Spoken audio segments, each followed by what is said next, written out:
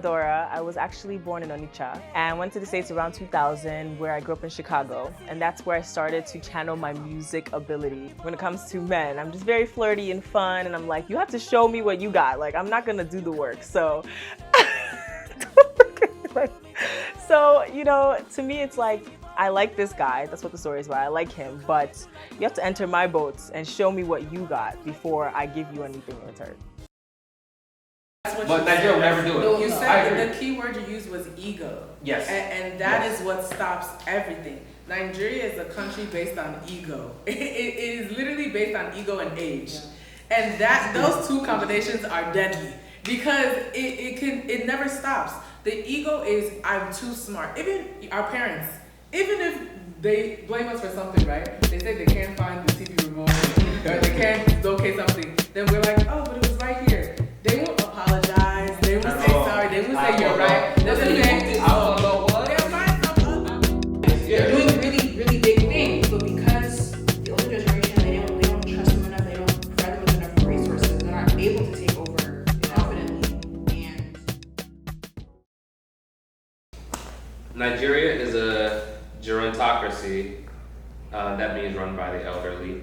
And are the elderly responsible for what Nigeria is today? Yes. Yes. It's a cancer. I think in most countries, because here in the United States, we're still trying to get rid of all these 70-year-old old ass men from presidents. Many men. It's like we're tired. So what is it about old people that they just want to continue to hold on to Because they all think the that money they've and lived long wealth? enough. In Nigeria. Yeah, they think they know That's better. better. It's like I've been in this country since. They think that they have a solution to the problems that were, I guess, existing when they were young. Mm-hmm. So when they get to an older age, it's like I now have a solution. But the solution is not a solution. It's not working. I would say one thing is, as time goes on, systems change, right? So I feel like these old people are not also understanding, to your credit, that, hey, look, how things were ran during my time, the time frame, we, in our generation, we have social media, the birth of social media, and so many other new things that none of the constitutions, Nigeria's constitution was written in 1999, if I'm not mistaken. 1999, where in 2022, we need some kind of amendments, or we need to rewrite the constitution to be able to address matters of today. And I think a lot of elderly people, like you said, I do agree to the like, oh yeah, I'm old, so I've been through everything. But no, you've never been through social media. You've never been through mental health crisis. Exactly. Yeah. Respect your elders. It's a big thing. Like the respect for elders is such a huge part of the culture in Nigeria. Like any culture, that thing is that can never be wrong. Mm-hmm. You must do that. You must lay on the ground. You must, everything. You must take the insult. You can't speak back. You gotta make eye contact. You don't make eye contact. You can't shake them. You can't. It's all these rules around respecting the elderly. Yeah. So then, when it comes to making rules about the country, who do you think is gonna try? It's not us. Mm-hmm. You think they're gonna elect a 35-year-old? They'll be like, what do you know? Hey, that's literally it. And that, I think that brings another point where it's like, I don't think the older generation in government and outside of government trusts Nigerian youth and their intellect. And it's crazy because there are so many really brilliant, smart Nigerians in and outside of the diaspora, but especially in Nigeria, that are creating inventions. They're without even the resources. They're doing big things. Yeah. They're doing really, really big things, but because the older generation, they don't trust them enough, they don't provide them with enough resources, they're not able to take over confidently. And for the older people, they not have or suspect the younger generation to completely fuck things up. Why can't we just teach them in that case? They don't trust. They can't teach something they don't know. But also, something to also think about. I think one of you said it. Electing the 35-year-old to be in power. Yeah. So one thing I think about is that would actually be a great idea, right? So why do we have in Nigeria, ministers? Why do we have ministers like Minister of Finance, Interior, all of those things? When you elect someone who may not have the full scope of experience, you can still elect people in those offices for those various divisions. Like at the end of the day, Like it's not just them.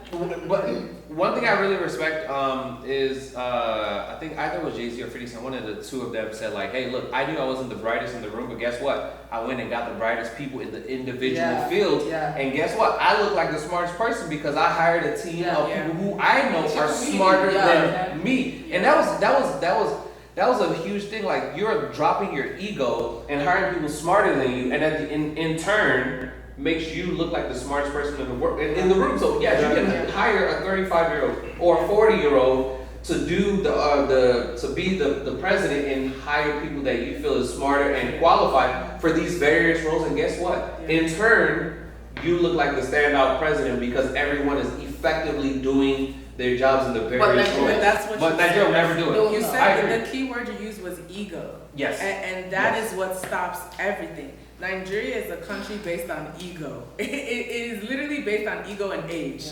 And those two combinations are deadly because it never stops.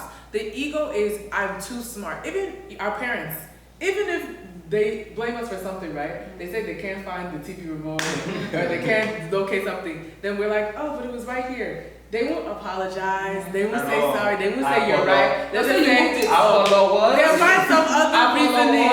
They'll find other reason. So even those small things, exactly. Those small things escalate into the government, like that whole mentality. And the crazy part is so many young Nigerians are the ones that are world renowned. Right? Whether they're winning Olympic gold medals, whether they're winning NBA championships, whether they're dropping amazing music, these are all young Nigerians.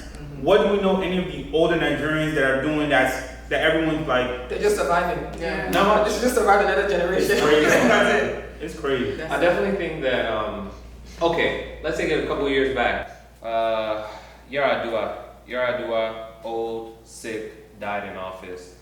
Buhari was barely present in office, I'm sorry to say. Like, he spent the majority of his first term as president, majority of his 4 years, was in London receiving treatment. And guess what? While he was out of office, Nigeria was getting to a better place with Osibanjo, who was a little bit younger than him, but you could see the work that Osibanjo put in every time Buhari was not in office. And now, one of the people who's competing for office is someone who everybody can already kind of see handshaking. He's not stable in his walking. He needs a couple of people to kind of hold him. I never understand that. And then I've seen videos of him like pissing on himself. Wait, what? Yes, I've seen videos of him pissing on himself. So again, we are still with this still the same pattern of the old people trying to, and he even said it, his slogan is Emilio Khan. It's my turn. Emilio Khan is my turn. Only like, he's just like everybody. He's like everybody. All the other people who are running for office were paid a substantial amount of money to back out of the race. Oh wow. So this is a man that he has armored trucks coming to his house with boxes of money. So in essence, I think we all agree that we definitely need to have younger people in power. And the younger people who are in power, we agree that they can hire the various ministers for the various departments to do the job effectively without being too old. And I do think that there should be hey, by this age, you cannot run anymore. I think, unfortunately, because majority of the older people have the majority of the wealth in Nigeria, they don't want to reach back and give young Nigerians opportunities to make the country better. But I'm hoping that young people in Nigeria can just continue to do what you're doing, no matter how tough it is, even abroad or back home, and just do things better. We just got to do things better than what they did, because they messed up Nigeria. But people are successful in Nigeria and then they leave. That's the problem. Nobody's successful in Nigeria and says, oh, let me stick. You don't hear a lot of I'll stick to now better this country with something I've succeeded in. They take it somewhere else to better it there. But that's the older generation's fault, honestly. That's true. That's true, because what are we coming back to? Exactly. We're not coming back to anything that's solidified. But I think in our day and age, us people who are abroad, at least speak for myself, a lot of people I talk to, we're trying to go back home more often. We're trying to put companies in there, infrastructures in there. We're trying to build back opportunities for people in Nigeria, for our age mates. Like, I know, like, my friends and stuff, like, we're actively seeking out, like, tech programs for Africans in Africa who can, like, learn abroad but take the skill to Africa or Nigeria, wherever. And it's just like we're trying to bring it back to Nigeria slowly. We're building our homes there now. A lot of my friends are like, yeah, I'm saving up my money so I can build a property in Nigeria so I can be going back and forth. I think that's becoming a more common thing to try to implant ourselves. And I think once that happens, we're gonna start seeing a lot more change. Because that'll be like, I mean, it may not be. Honestly, it may not be in our lifetime. Honestly, it may not be in our. I mean, but change like we're that takes a sowing the really long seed. time. Yeah. We're sowing the Yeah. seed in there. I mean, if you look at America's independence was what, 1748, something along those lines. 1776. But look at how many years. Look at how many years America has had. Relative to Nigeria is relatively a new country. Yeah. But one thing I will say, I'll be remiss if I don't say this. I do also want to point out that there are young Nigerians in Nigeria who are following the footsteps of their parents, who are following the footsteps of and they're pushing of them the people into in those office. positions. That So I would definitely have to put that out there Yeah, too. so, you know, Definitely have to put that out there too. Yeah, I mean, in a horrible way.